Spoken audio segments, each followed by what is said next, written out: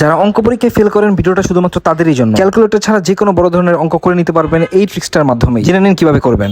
এখন রাবে এই গুণটা কি তুমি ক্যালকুলেটর ছাড়া কি অ্যানসার বের করতে পারবা? ক্যালকুলেটর ছাড়া তো সম্ভবই না এত বড় গুণ করা। সেটাই, এত বড় গুণ ক্যালকুলেটর ছাড়া সম্ভব না, বাট এটা আমি ক্যালকুলেটর ছাড়া তোমাকে করে দেখাবো।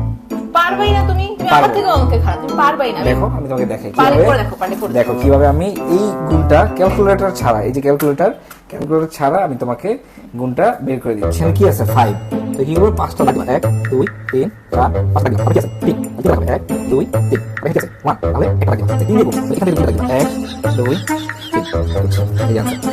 এখন দেখো এই প্রথম ঘরে 1টা 2টা 3টা কয়টা আছে? 3টা আছে। এখানে কয়টা আছে? 1 2 3 4 5 6 7 8 9, কয়টা আছে? এখানে কয়টা আছে? 1 2 3 4 5 6 7 8 9 10 11 12 13 14 15। সো দেখো এখন তোমাকে আমি একটা জিনিস দেখাই যে এটা আসলে অ্যান্সার কিনা। দেখো এই দেখো 5 5 3 1 into 3 কত হয়? 1593। দেখো তো 1593। আরে বাপ রে।